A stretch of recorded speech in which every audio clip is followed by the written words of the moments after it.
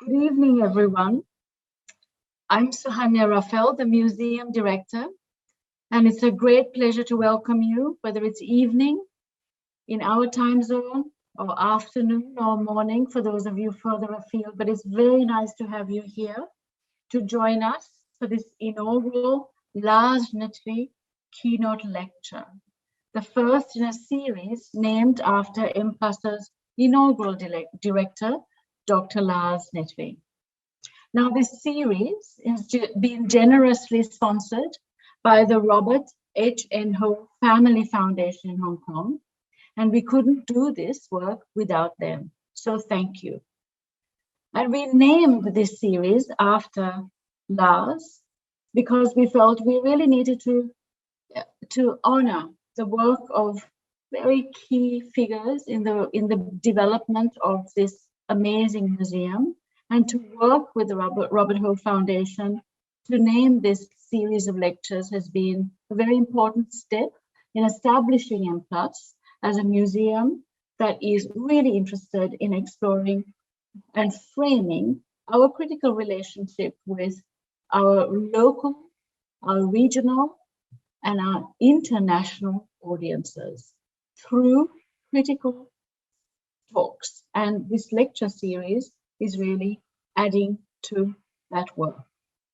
The series invites key figures and thought leaders from across the world, and in particular the global arts and cultural scene, to share their experiences and insights for our various publics.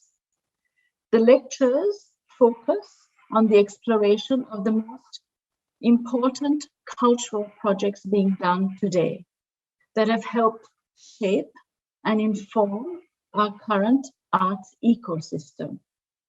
With the presence of high-profile speakers, the series not only deepens general understanding of our world, but also in relation to the museum's work. And it reflects our ambition in being a leading global institution connecting Hong Kong to the rest of the world. And we are delivering 2 lectures every year, starting from now on. Now, in this inaugural session, we are so proud to feature the renowned British sculptor, Antony Gormley, to speak about his ideas on sculpture, and in particular on the work Asian Field, which is in our collection and currently on view in the West Gallery until the 3rd of July. It formed one of our inaugural exhibitions to open the museum, so it's a very, very significant work for us in the collection. As the work was also acquired during Lars's time, it feels apt and very particularly gracious to be having Antony speak to us at this particular moment with the first Lars Netvi keynote lecture. The current presentation of Asian Field was made possible through JP Morgan, who I thank as well. And every time Asian Field is installed, it is actually made anew. It is never displayed the same way twice, owing to the space, but also the way it is installed and who helps us make the work and install the work. For this display, we engaged with 20 young Hong Kong art students and recent graduates who came and worked with us on site with our installation crew over a period of 2 weeks.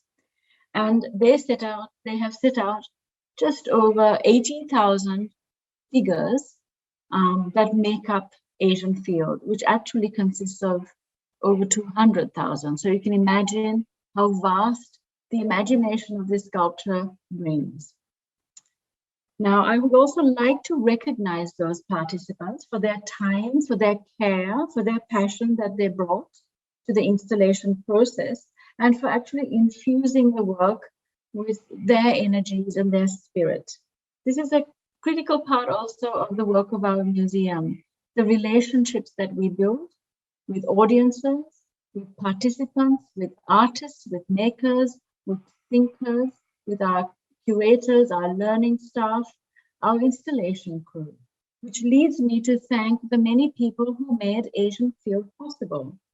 In-house, our curatorial and exhibitions teams, and the extraordinary efforts led by Pauline Yao, our lead curator of visual art, with the help of Jessie Kwok, assistant curator, Tammy Mao, exhibitions manager Mandy Rubico, registrar, Ice Wong, assistant technician, as well as, of course, our very strong collaboration with Anthony himself and the Anthony Gormley studio. It is together that we were able to make something like this happen. To make the keynote lecture happen, of course, I need to thank our learning and interpretation teams, and namely Kerry Ryan, Anne Mock, and Sonia Fromm. So with those introductions and thanks, I hand the mic over now to Pauline. Good evening. Thank you very much, Suhanya, for that wonderful introduction. So I am Pauline Yao. I'm the lead curator of visual art here at M+.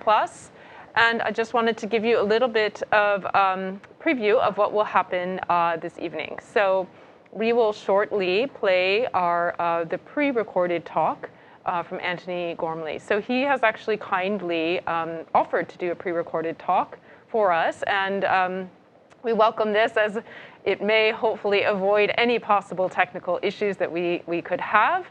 The talk is around 35 minutes.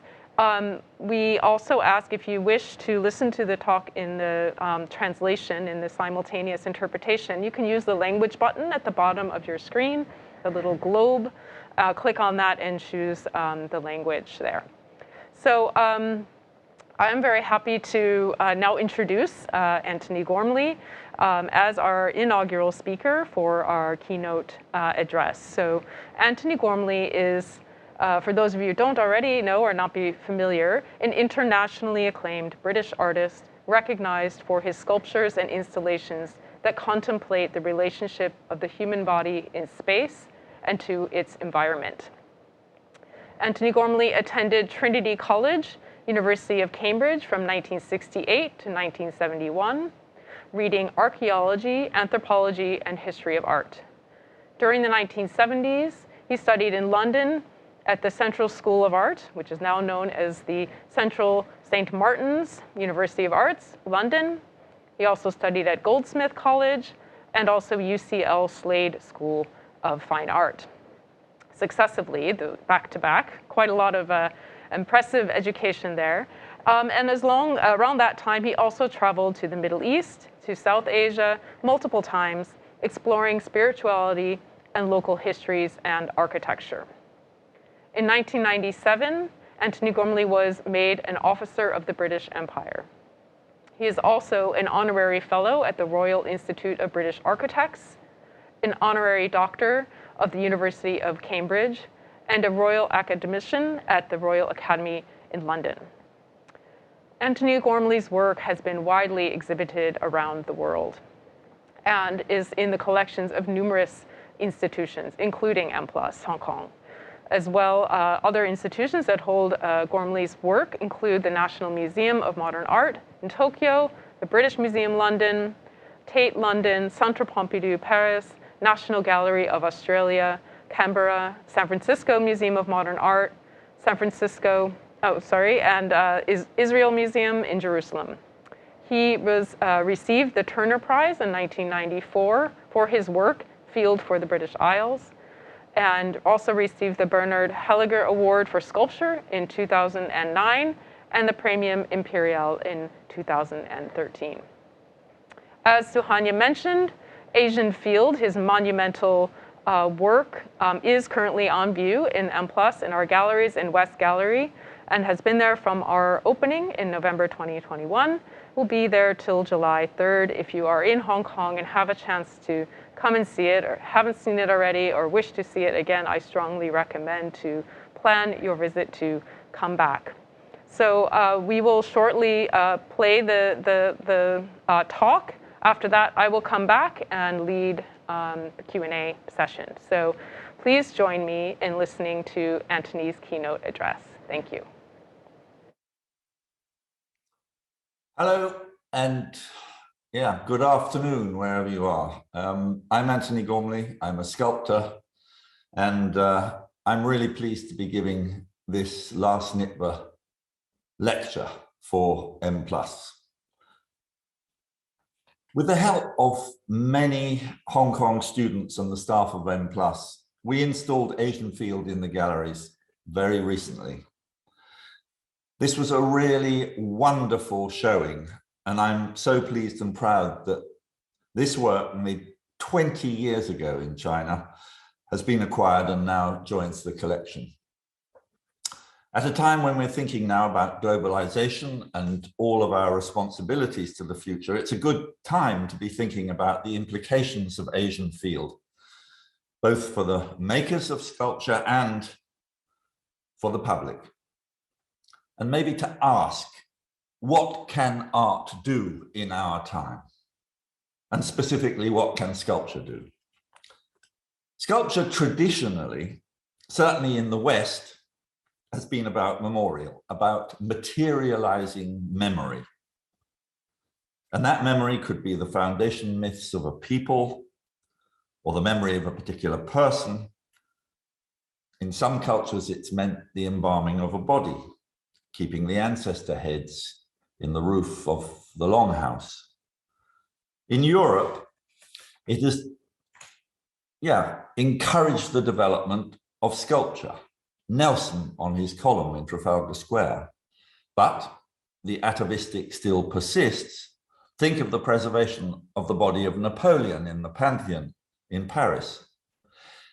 These are the old ideas about what preserved memory and sculpture can do. Serve power in order to restate the hierarchy of values of a people and reintegrate them with their foundational myths. Religion does this by idols that represent and sometimes embody the holy individuals of a faith. But I think that there's a new job that sculpture can do that is less to do with memory and more to do with the future. The agent of this important transition for artists has been the studio, the place in which the artist is a unique representative of a free individual who can make their own work in their own space, in their own time, at their own volition, and that's important. This was the story of the 20th century, that artists liberated themselves from the patronage of church and state, religious and hierarchical power, to reassert their power as originators. My proposal is that that liberty must now be returned to the people. A celebration of art's characteristic as something made to be shared. And these are the principles that drove the making of Asian Field. I love my studio. I'm talking to you from it now. It's a kind of spaceship in which I can travel to places never visited before.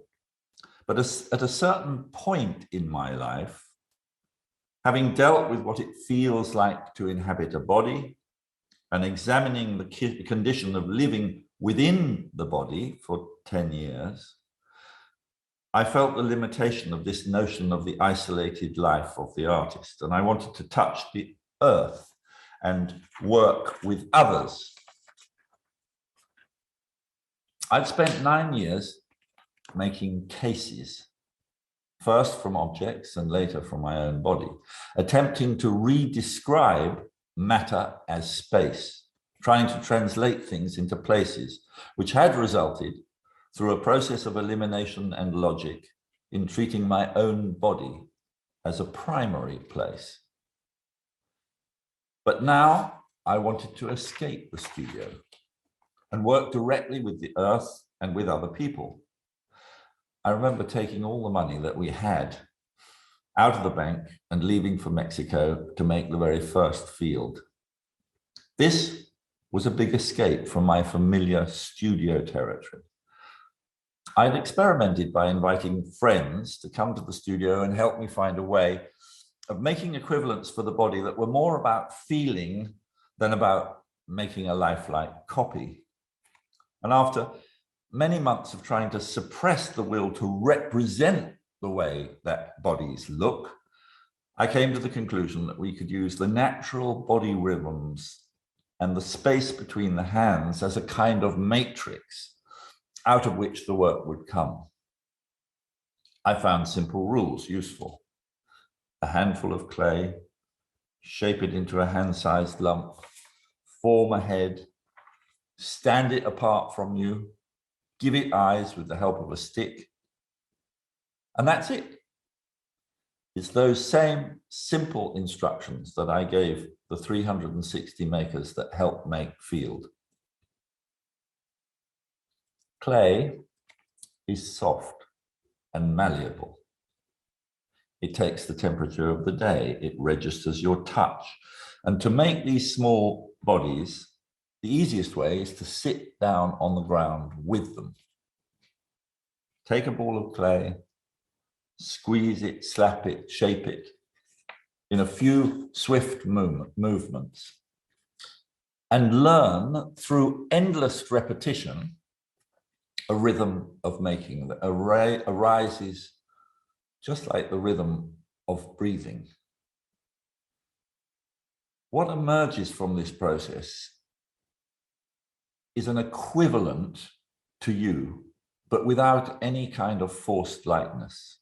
In the same way that the way that you talk and the way that you walk evokes your character, so the individuality of every maker became clear in what they made. And this can be seen in the amazing photographs of Zhang Hai that contribute to the exhibition now on at M+. The clay that we've used for all the clay projects has always been from a big brick factory or a brickworks. And it was the brickworks in Shanshan village, Huadu province, Guangzhou, just over the border from Hong Kong, that gave us the clay and the kilns to fire the pieces of Asian Field. A brick is only of use because it is like other bricks. Every single one of the pieces within Asian Field is of use because it is unique and unlike any of the others. Unique to the person who made it and unique to the time in which it was made. The power of Field is in that relationship between individual and mass, that the mass of these individual registers of lived human time face us as we look at it. Field insists that the natural status of art is neither as an article of commodity nor as a representation of a culture within the cataloguing function of a museum, but to be lived with, to be experienced, to be part of everyday life. I've got nothing against museums, and I'm absolutely delighted that Asian Field is part of M+'s collection. But M+ is a new and evolving kind of museum in which new forms of art, new forms of engagement with art can happen. This is absolutely no treasure house. And Hong Kong's position in a globalized art world is a new one. And from here, we can take new perspectives on art, culture, material culture, and have new ideas about how people engage with art and indeed how it can be made. So I'm really proud of being part of these opening shows. For the purposes of this lecture, I want to ask whether art now can take place in the everyday environment of lived experience and be there for us all. The extraordinary thing about now is that we have the internet and we are able to inform ourselves about a proliferation of ways and means of making art, the different information that it can carry, but also the feelings that it can engender. The symbolic and reinforcing part of art, its representational power, I think can now shift to it being a place of open exchange, where the beholder's share, the viewer's share, is equally as important as the artist's proposition. Asian Field's a good example of this. Here is something, an event, a 5-day event that resulted in this work that is both individually and collectively made. The sculpture asks who can be involved in the making of art. It replies that everyone can be involved, whether makers or viewers. Field insists that any engagement with art is a collaborative project, even if you're not involved with the actual making, as in Asian Field. Unlike a statue of Nelson or an image of Buddha, there are no defined meanings, and the work invites us to make our own, which is a creative act. Through the viewer's attention to the work, they make the work, each in their own way.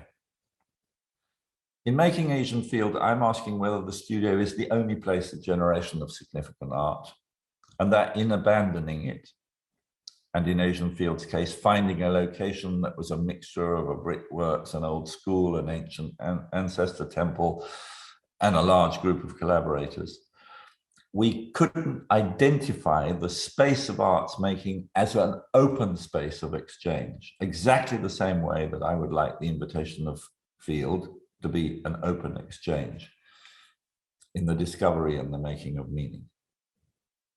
What is Asian Field?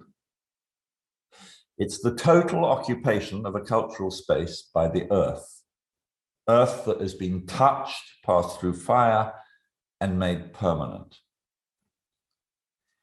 In denying our access into its space, it confronts us, and those hand-sized bodies with the 220,000 eyes look at us living, thinking, feeling, moving bodies, and asks us what kind of world we are making. You could say that Asian Field asks really basic existential questions. Who are we? Where do we come from? Where are we going? What kind of world are we making? And it puts us at the edge of the unknown, and makes us, I hope, realize that we are the creators of the future. We, as receptive viewers, project our feelings onto the work. But here, the normal artwork-viewer relations have been reversed, and we become the subject of the art's gaze. It's not clear what will be our role, the role of Homo sapiens sapiens in the evolution of life on this planet. But one thing's certain, that we will one day be extinct. We have been here for a very short time. In the terms of the age of our universe, 13.7 billion years, and the existence of life, maybe 3.7 billion. The Industrial Revolution and the Cyber Age, if we think of the lifespan of all of life, those 3.7 billion years as 24 hours, well, we've been here only minutes and seconds. But the work asks, will we continue to participate in the evolution of the biosphere? What is human nature in nature? I've made works that continually, either like Asian Field, bring the outside in, or bring the elemental, the outside, into the frame of culture. And sometimes I export culture into the frame of nature. This is a work that I made at art school, and I still keep it with me. It's the foundation, I believe, of my art. It's called Land, Sea and Air. I brought a granite stone shaped by the forces of the sea, wind and sun from the west coast of Ireland back to the studio at the Slade Art School, where I was a student then,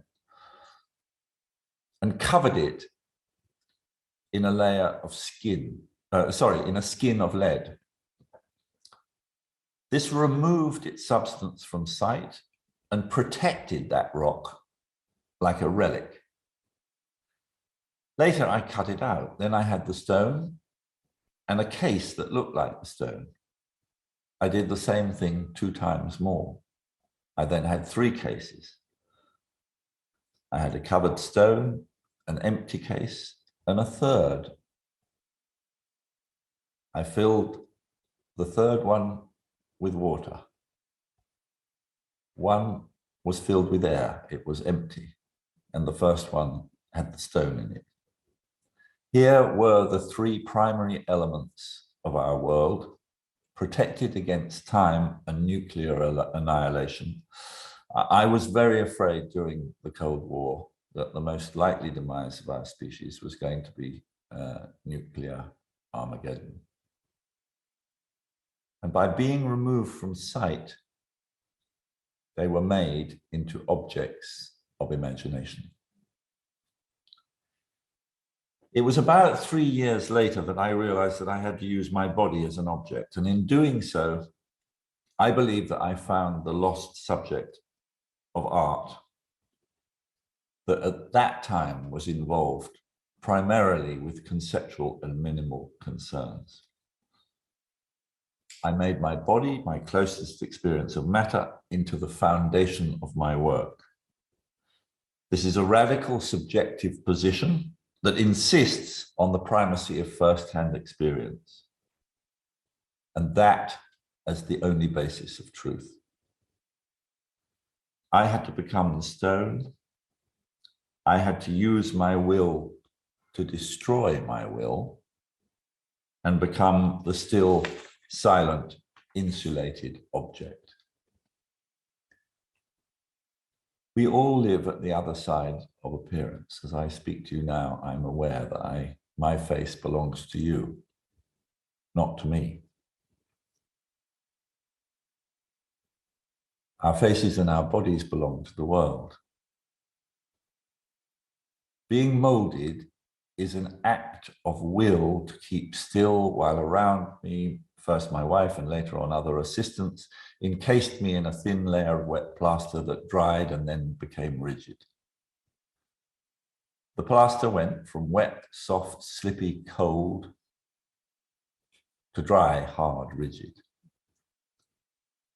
Inside that rigid cell, I could feel my heart beating, listen to the blood coursing through my veins in my ears, be aware of the thin bridge of breath between my life and the air outside. I'd always been afraid of enclosed spaces, of claustrophobia. But through this repeated process, which became a ritual, I overcame fear and realized the space of the body as a space of exploration and infinite potential. This was an enforced imprisonment, but also a celebration of the body as the container of space.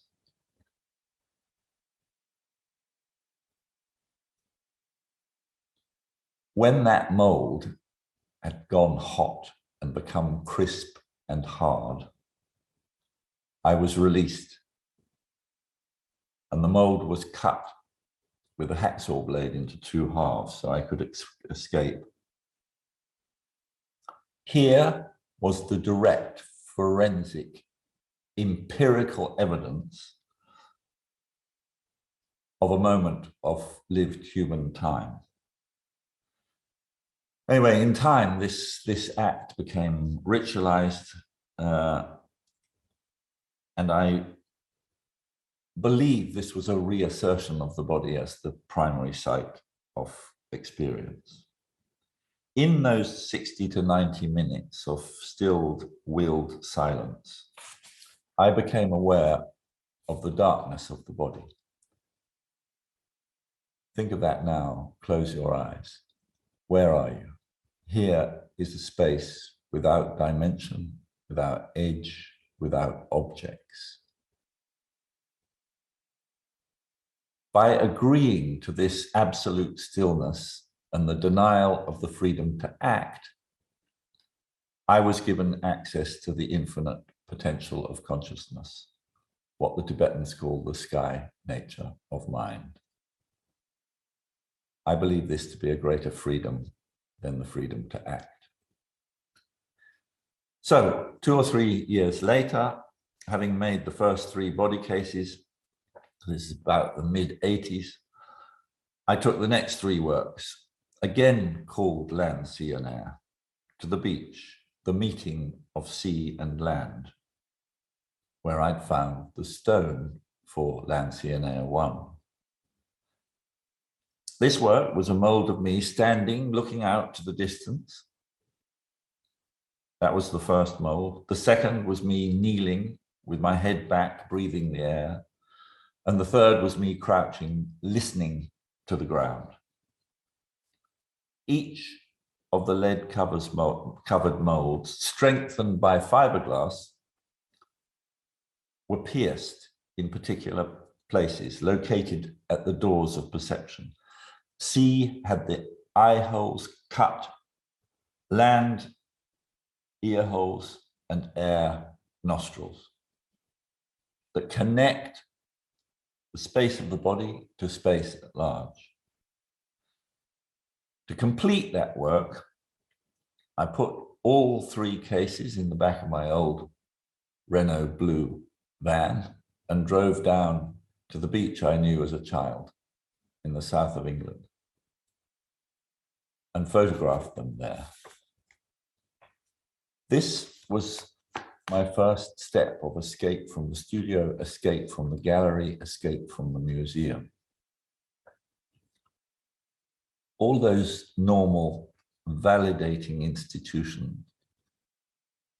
And I think that same impulse is what informed the making of a bigger work called Another Place, which I believe is the complement to Field. Another Place is 100 body forms, this time now the void space of the body cases made into mass. Anyway, 100 body forms placed over 3.5 square kilometers of beach, where the work disappears under the waves and reappears twice every 24 hours. This work was not collectively made, but I think its meaning is collectively produced. The beach faces west across the Atlantic towards America. It asks, what has driven human emigration? I think the answer to that is that the draw is of what lies on the other side of the horizon, the limit of our perceptual field. I think it's the imagination that there could be a better place over there on the other side of the horizon. However, that drive is now over. Everywhere in the world is populated. Our life and the life of the planet are totally dependent on each other. Our future life cannot be thought of independently from all life, whether the mycelium of fungi, bacteria, prokaryotes or eukaryotes, everything that you need a microscope to see, as well as all the other taxa and phylae of mammals, insects, and plants. Another Place is not complete until there are people amongst it. Children making sandcastles, the dog walkers, people playing football or running along the beach, large boats sailing across the horizon. It reacts to the changing conditions of weather, day, night, dawn, dusk. Another Place invites you to think about your own life and direction and the element out of which all life came, the sea. But it is there, just a part of the scene, open to all of the time. It's a work of culture offered back to nature and the elements. made by industrial processes, but unlike the rollers, engines, and pump cases that the industrial foundry usually made, it has no function. They are simply industrially made human fossils placed in a tide line where I found the stone for Lansienaire 1 as imaginative furniture, catalysts for the mind. Another place asks you to stop and take your place, look out, and in a moment of stillness, perhaps think about your own life in relation to planetary time. Another place faces the sea, the unformable, ever-moving ocean. And it allows us a context to think about human time in relation to the time of the tide and sidereal or planetary time.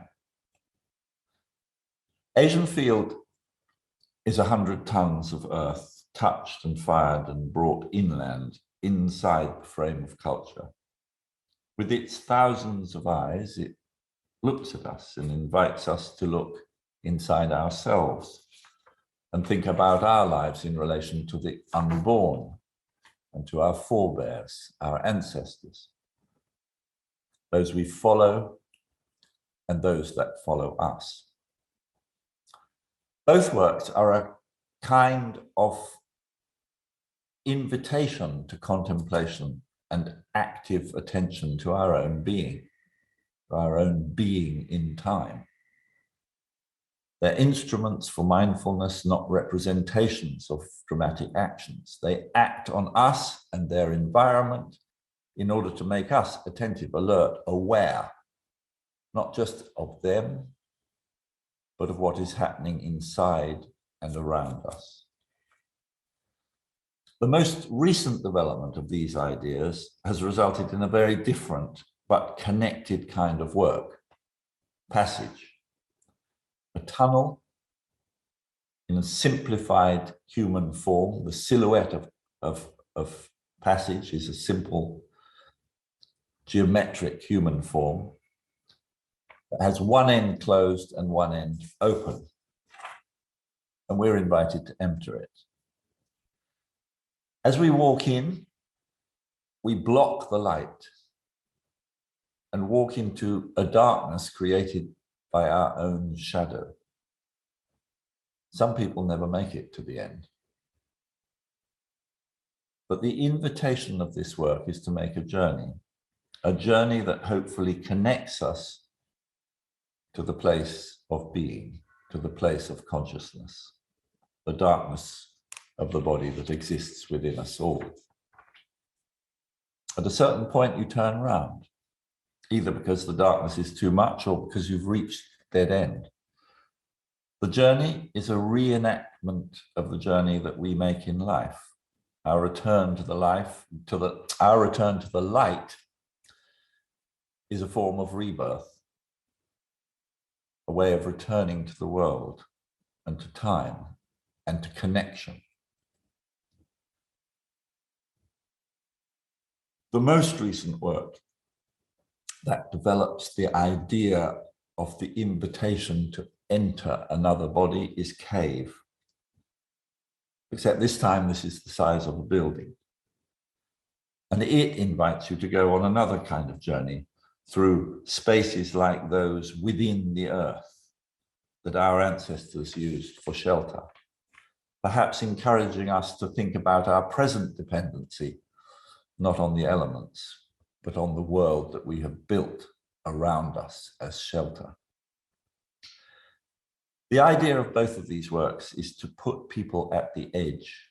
In the case of Another Place, it's the edge of the ocean, the edge of the element out of which all life came, and allow its viewers maybe to realize that there is no other continent or planet that we can emigrate to, that our future and the future of this planet are a common future.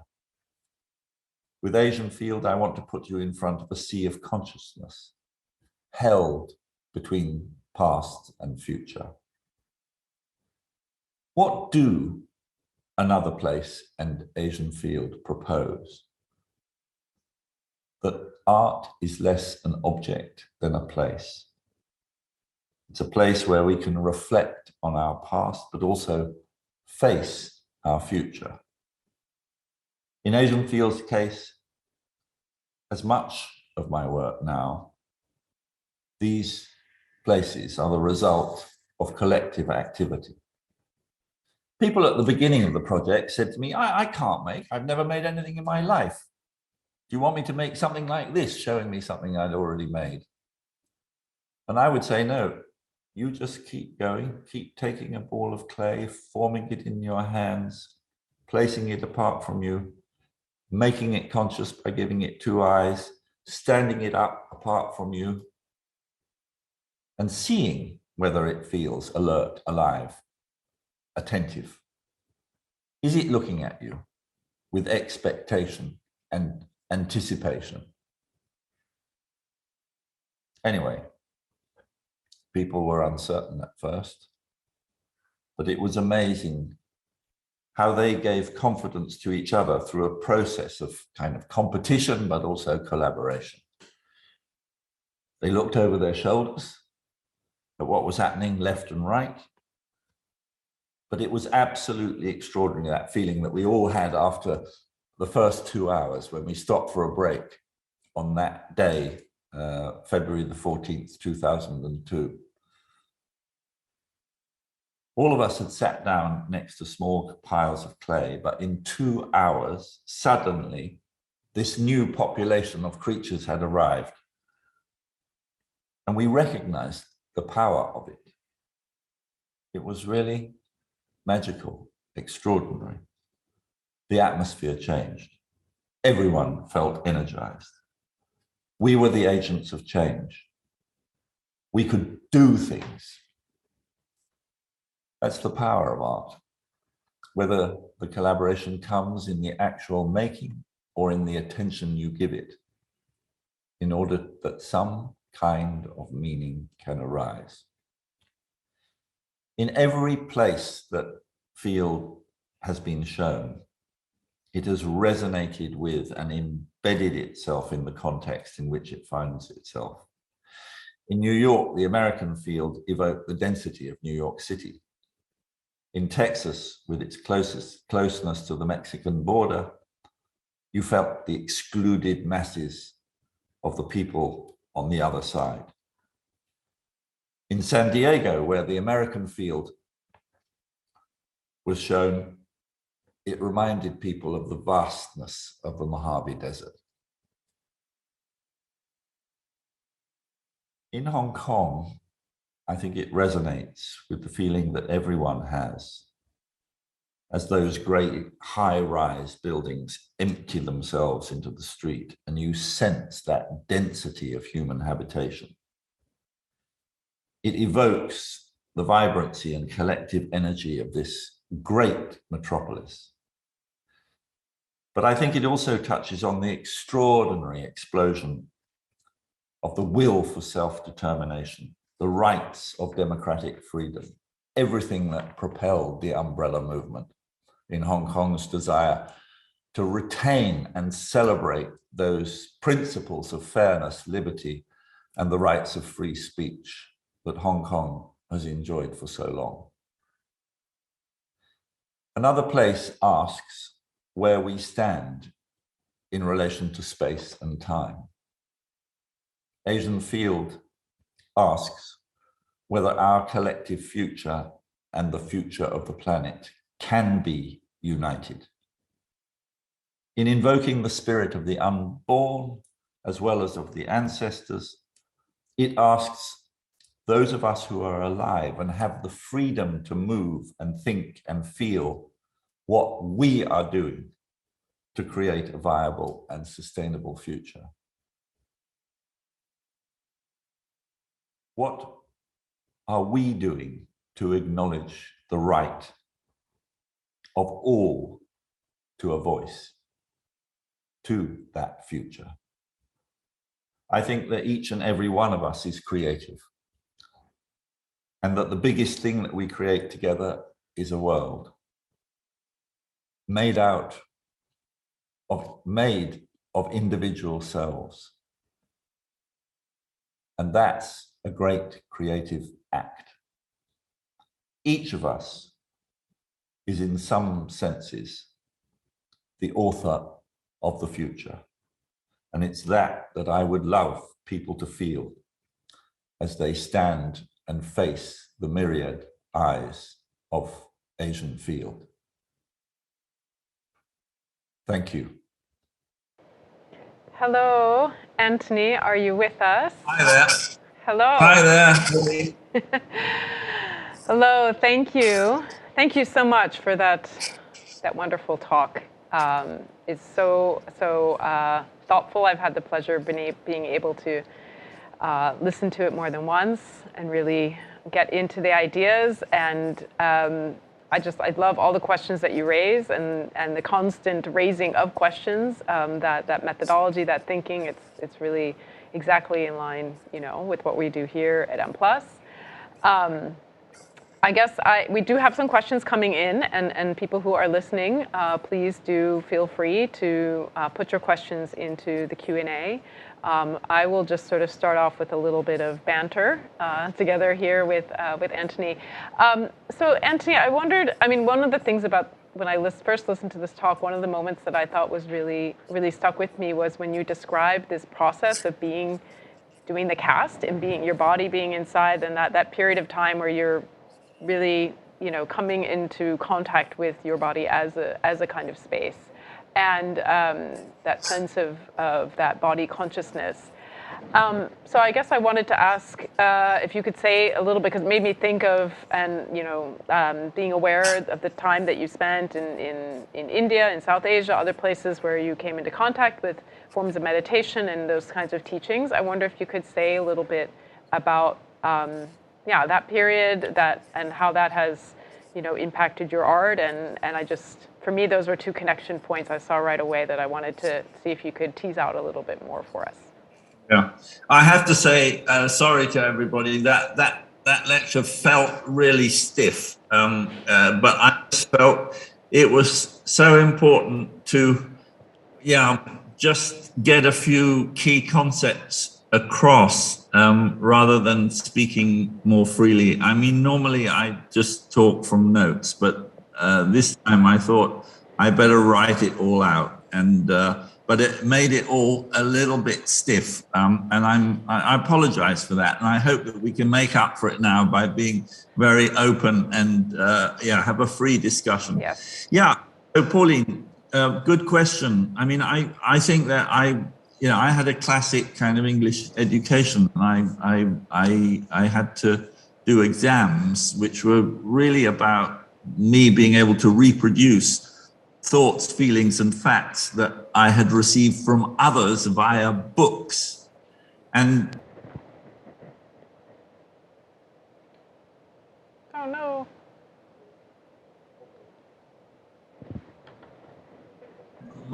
Necessarily need books at all in order to achieve understanding, and that actually maybe understanding was a very different thing from knowledge. We live in an information age. We have in these machines that we all carry the entire thought of our species available to us. So we live in an information age, but I think that's a very different thing from understanding. And certainly what I learned from learning Vipassana meditation from a wonderful Burmese teacher who wasn't a monk, he was simply a businessman, S.N. Goenka, was that all you needed to do was sit down and attend to what was happening. You just had to be still, be silent, and observe, bear attention to attend to attention itself. And that sounds like a totally solipsistic, self-centered kind of activity, but actually, I think it's quite the reverse.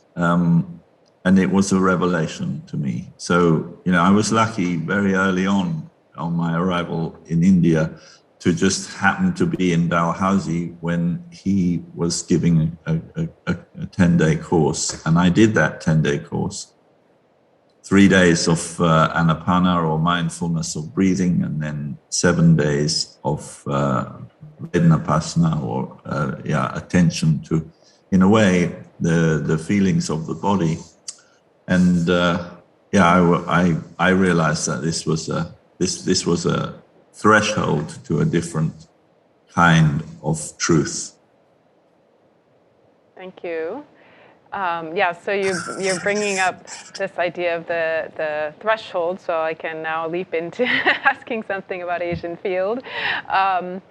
But so another thing that you mentioned in the talk is you talk a little bit about this transition from where you felt this limitation of the isolated life of the artist, or the artist being sort of sequestered in the studio, working alone, and that you wanted to touch the earth and work with others. I wondered if you could say a little bit more about this impulse, and where do you think it might have come from, if you could say, because it really came after so many years of doing, as you said, the body cases. So it's a pretty abrupt pivot. Yeah, I guess, that whole introduction to the body cases was me having been brought up with minimalism, conceptualism, and the dominance, I think, of American models of art. Me wanting to say, look, I've got to start again, and what am I sure about? Well, all I'm sure about is that I exist, and I exist within a body. Let's examine that condition of embodiedness, and using the tools that I had learned in India.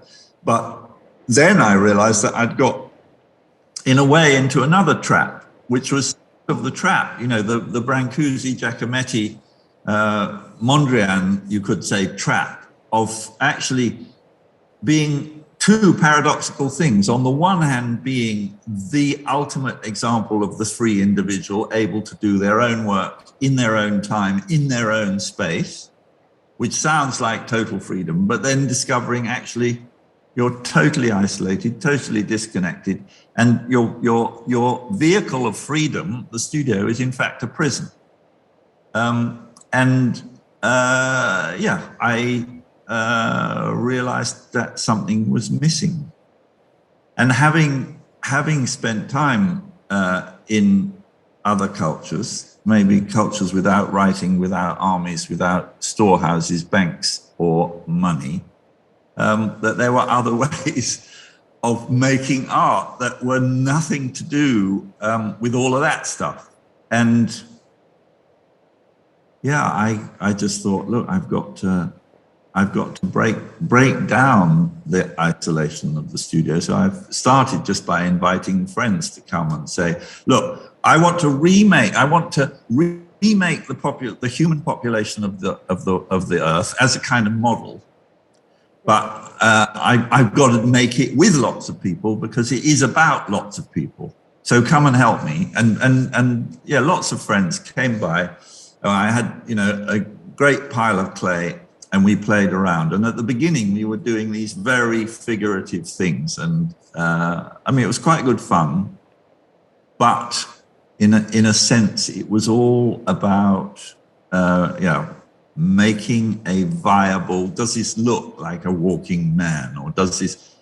And I realized that wasn't the point. The point was to make these body surrogates that could, in a sense, challenge us, not look like something we already knew, but challenge us in a way that we didn't know. And anyway, that slowly made me realize that actually it wasn't about making a representation of a body. It was about something else, allowing something to arise through allowing the body to be itself, sitting on the floor, taking a ball of clay, everything that I described in the lecture, which was actually about just acceptance of the nature of the clay, acceptance of the nature of the body, acceptance of, if you like, what is that? that space between the hands? This is a kind of studio. This is a place of becoming, and just allow people to find their own way. And it was amazing, because some people like to work like this, other people more like this, or other people more like this. Anyway, and then say, well, look, just keep saying, you find your way. And just in the way you move, the way you dress, the way you talk, is part of your character and expresses your character. So these things, you just relax into the rhythm of making, will express your character, and you'll find your form. You don't have to copy anybody else's, but your work will naturally begin to express your being, and that, magic. With that kind of realization that it wasn't about enforcing anything, but allowing something to arise. I then started the field projects, and it was a liberation in every way from the isolation of the student. Yeah, I love to think about how that work engages with different ideas of scale, especially because your work, so previously all the body cases are direct, right? One-to-one, indexical kind of relationship. And then that is, but that's also continued Asian field, even though it's smaller in size, this idea of the hands becomes the point of index that connects to a singular, person.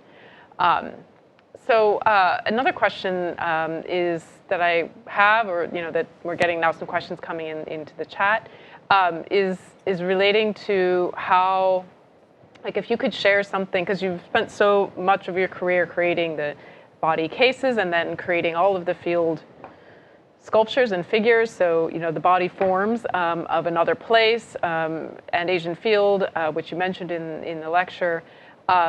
So I wonder if you could share something about how the meaning of body has changed for you over time, like now, as with all the many years in your career working with this subject, but also your own body, our own bodies that change over time. Does it, they don't work the same as they used to, and all of that. Is this something that comes in your mind as you go forward?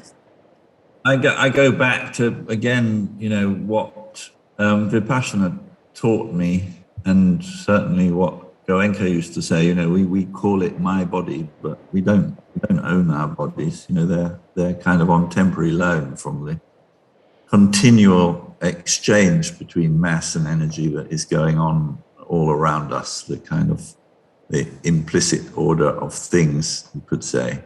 And I think I've always accepted that. So I guess in all of the early, particularly in the 3-part led body case works that really began this whole investigation, I was looking at what the body is, how the body connects to the outer world. So the first set is called 3 Ways, and just identifies the mouth, the penis, and the anus, the primary thresholds of connection between body and world in terms of survival. I then went on, so Lancianaire, that I mentioned in the talk, then looks at the 3 primary points of perception. The eyes, the breath, and the ears, or the I suppose speech is implied, and those were kind of, again, rather like in Buddhist philosophy, where you're looking at all of the faculties as, in a way, the basis of lived understanding. That's how I started. I guess where I am now in relation to the body is that I just want to see it as a place. It's no longer an object or even a site that is the subject of analysis and investigation, but I accept it as a place. And then the challenge is how do I make it open, porous enough to be a place of investigation and experience for others, which is why that I ended with Cave, which is, if you like, a body made at the scale of a house, of a building that you can enter and explore, with the idea that adventure, it's very important that you enter it through a quite narrow, very low threshold. It's about 1.40 meters. You then have to go even lower. And there's a sense, certainly when those works are shown within a gallery situation, of people having to become like children, or anyway, adapt and adopt different kinds of behavior that I think opens them up to bigger first-hand experience of space, time, and the way that we engage with space and time through the body. So that, you go through the right leg of Cave, for instance, you come in through the foot, which is relatively big, but then you have to get even. You have to crawl through the ankle. Then you go through this tunnel, which is the upper leg, and then you're released into this vast space, or anyway, very large space of the torso. And it's resonant. The whole of that space is acoustically resonant. The whole of the work is just ever so slightly off the floor. So every one of your movements is registered by a kind of booming. And I suppose this is, it's an amplification of the idea that our first dwelling is the body. Consciousness lives within the body, but the body lives within architecture. Can we replace the first body, the biological body, with this kind of built body, using the language maybe of sculpture and architecture? But then what for? Well, I think to make a resonating chamber in which our own existence becomes really the subject of our attention. So I think that's my trajectory. At the beginning, I was trying to map the body, trying to make as in a way objective a mapping of the subjective state of being. And then, more recently, I think I've become a bit more confident about my project and making these buildings in the form of bodies that can be entered by anybody. Thanks. So I'm now looking at some of the questions. I should you have a note here. I'm going to pass along a personal message from Lars. He wants to say it was not stiff at all. Great delivery. He's very happy, and thank you for the serious, powerful, important, and touching words. So, but we do have some other questions that are coming in. Maybe I will ask this question, which has to do about the participants. So you talk about how every viewer of your work is a potential participant, even though he or she may not have actively participated in the making of the work. So what is your response to the inevitably,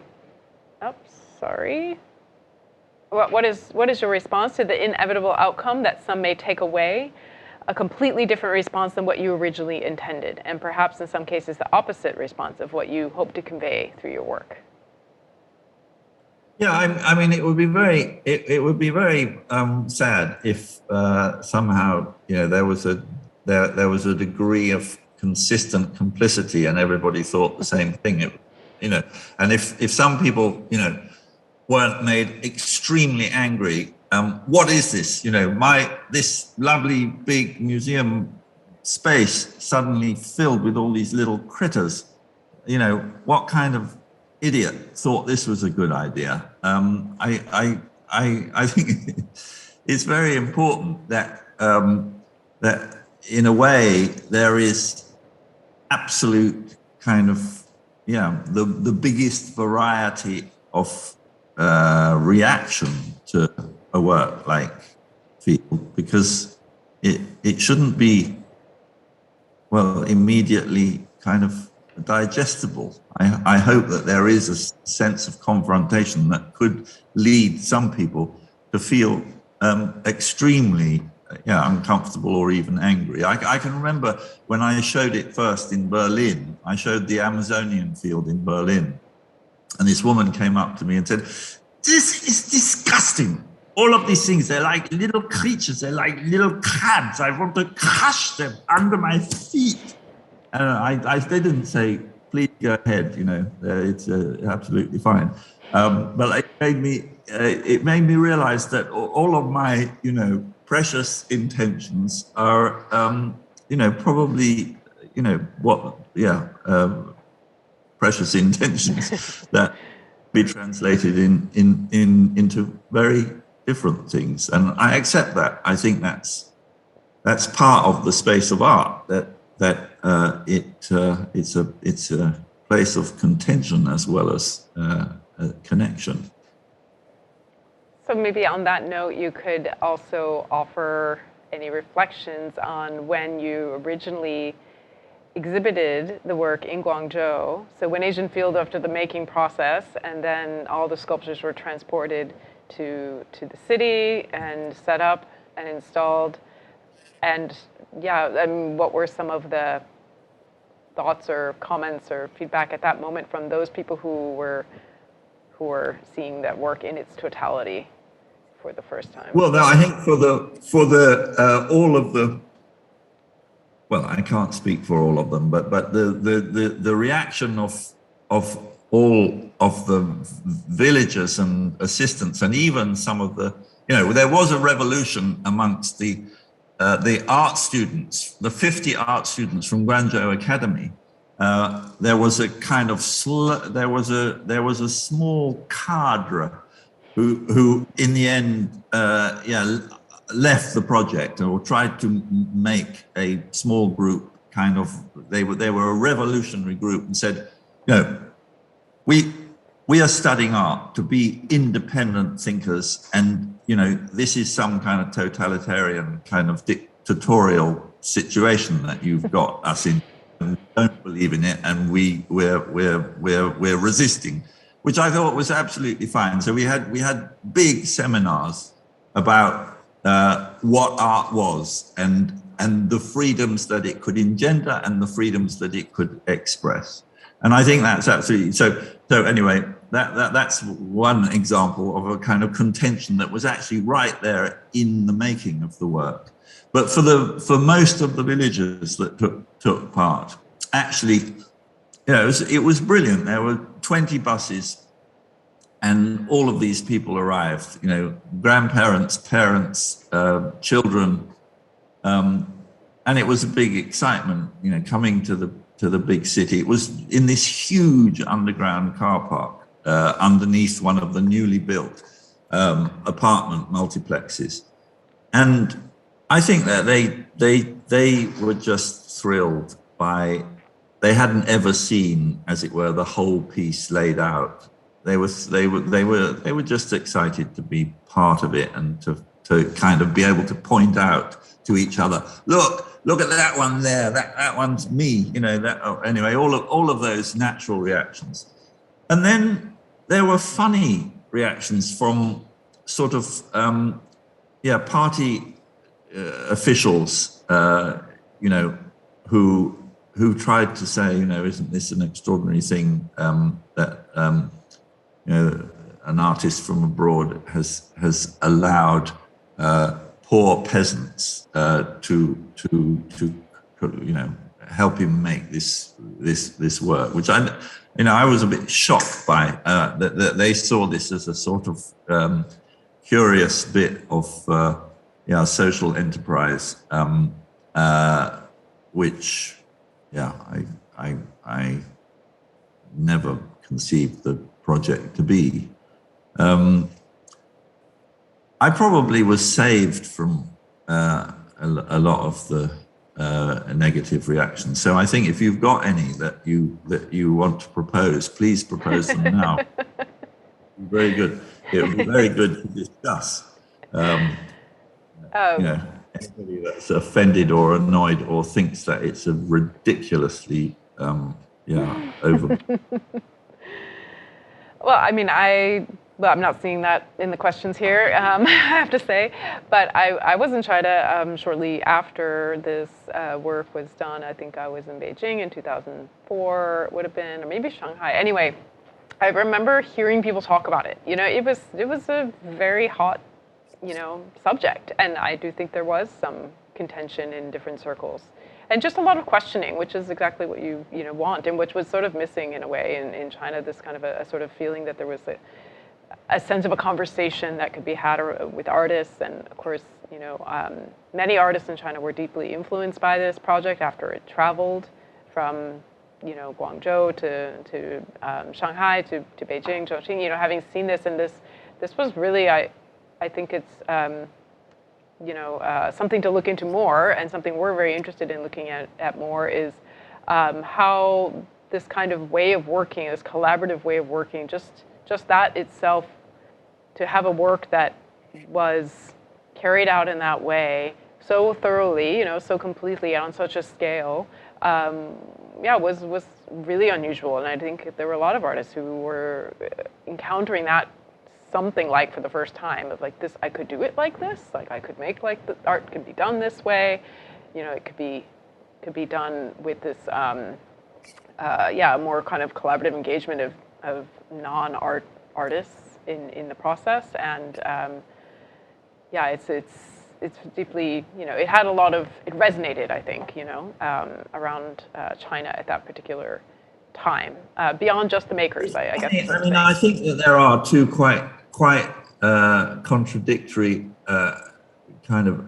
attitudes to this. And one would be, this is somehow a kind of complicit government project. He couldn't have done it without somehow. Well, it's true that I certainly needed the help of the British Council, and it was wonderful that they put the resources to do this properly.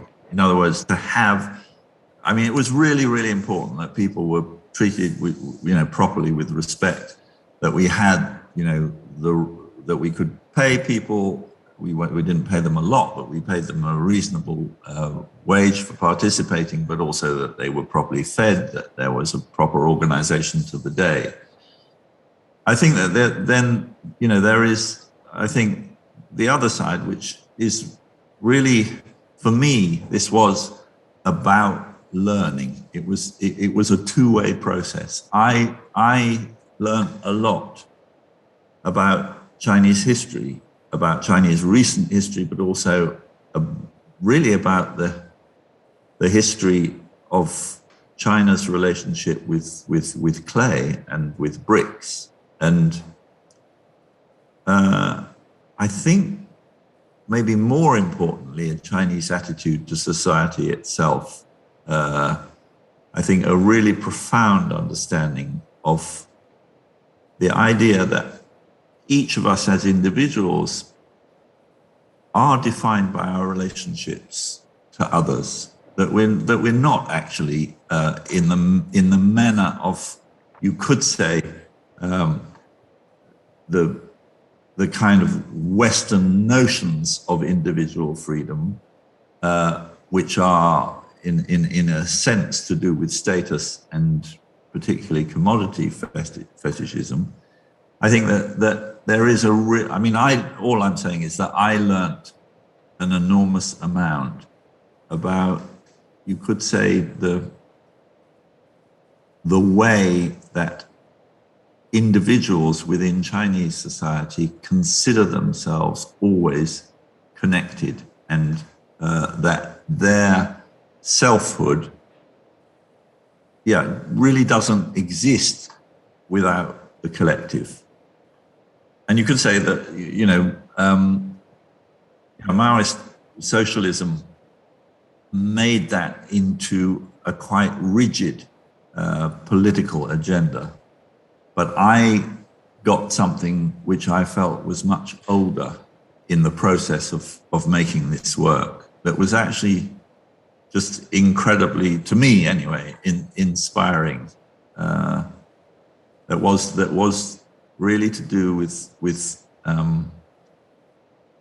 us only understanding ourselves in relation to others, and that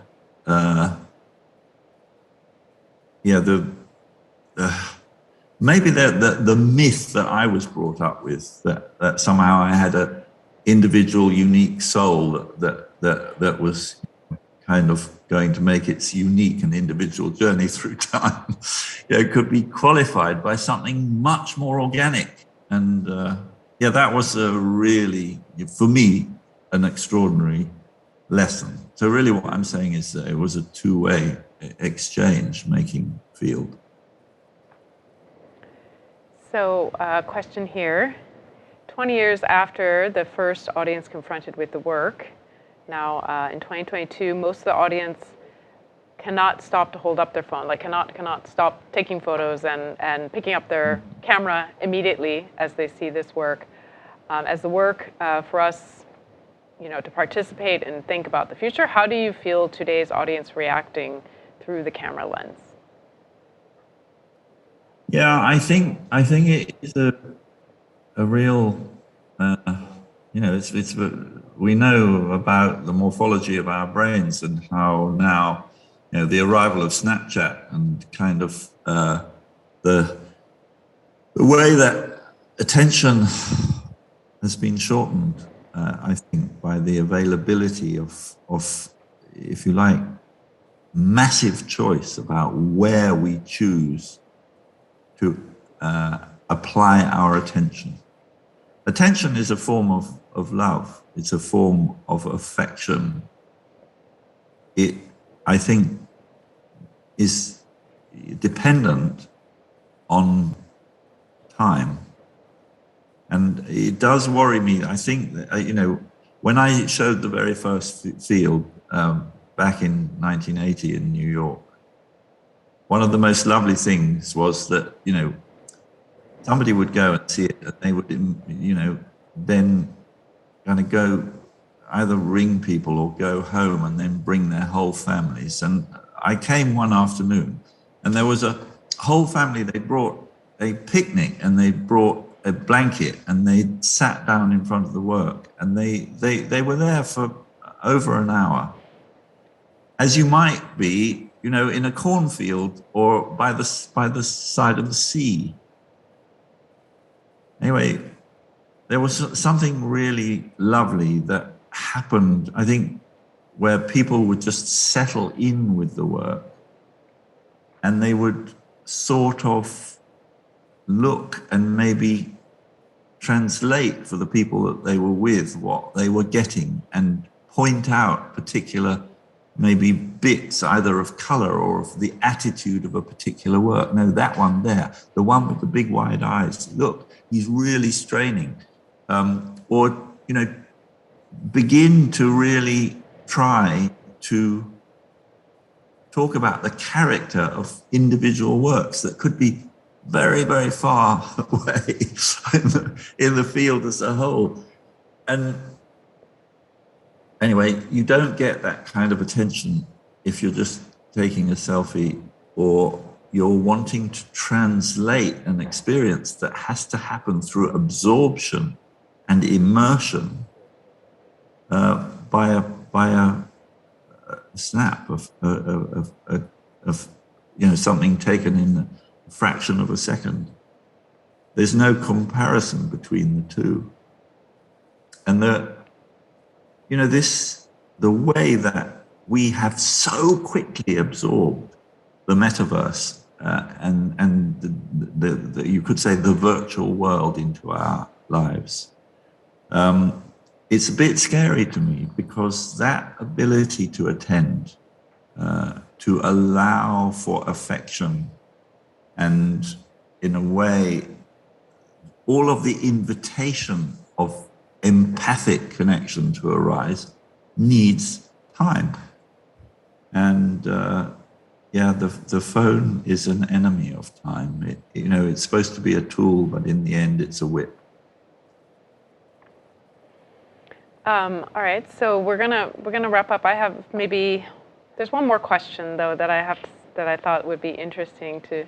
Oh, okay. Maybe we have time. What time is it? We have a little more time. Maybe we can do 2 more questions. So, okay, one question here. It seems all of your sculptures are in the shape of a male body. Have you ever made a sculpture in the figure or silhouette of a female body? What do you make of the idea of gender represented in your work? This is always a really good question. I mean, I think that I don't want to talk for anybody else. I've tried to collapse the whole artist who observes, model who is observed dialectic. So I treat my body as my closest experience of material. I collapse the distance between artist and model and want to talk from my own first-hand experience. That's the truth claim of the work. Having said that, I didn't choose to be born a boy, but that's what I am. I think that sexuality is less important than mortality in my work, or existence itself as a subject. I did make in early work, so the very first set of 3 body cases, 3 ways, has a lying figure that has an erect penis. I made a later work called Pier, which is a work where I'm looking down at an erect penis. And those works are kind of saying, well, what is sexuality? What is gender? And maybe it is separate from a sense of being that is ungendered. And I would say that the majority of my work is really in treating the body as a place of possibility, of a place of transformation. Yeah, actually quite well, without wanting to be reductionist, open and vulnerable. And even though it's male, I would say it's not male in the traditional forms of masculine hero, dynamic kind of narrative, illustrating. And yeah, the work doesn't, I'm sorry if the evident possession of a penis or absence of mammary glands means that some people will not be able to, as it were, empathize with the attitude of the work. But I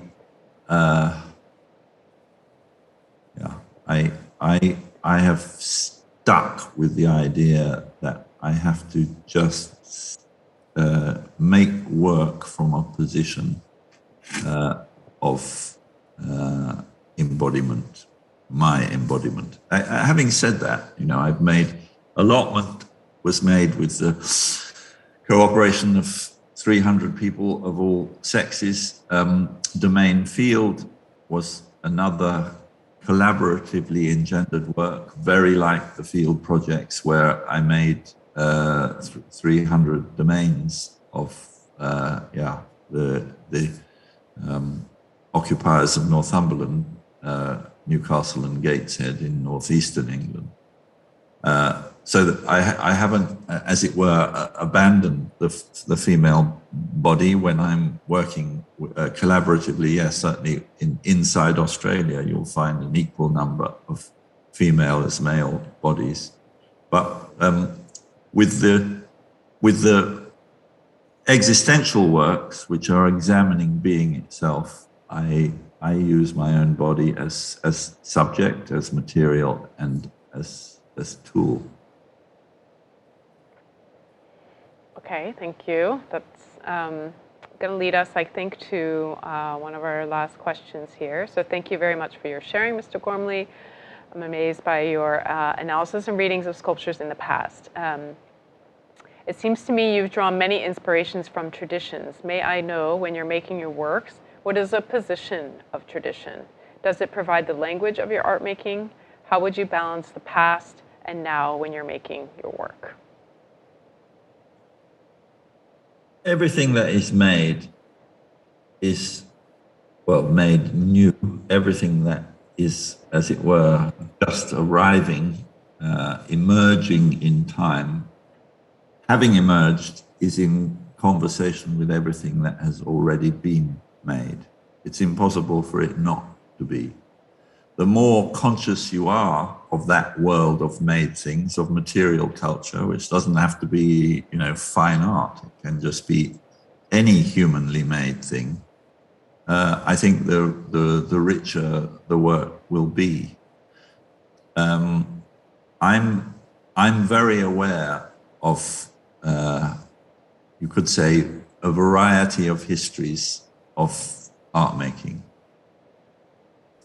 I was led, because I was lucky enough to study anthropology and archaeology before going on to study art history, which is before I went to art school. I am very, you know, I had a long time to think about these things.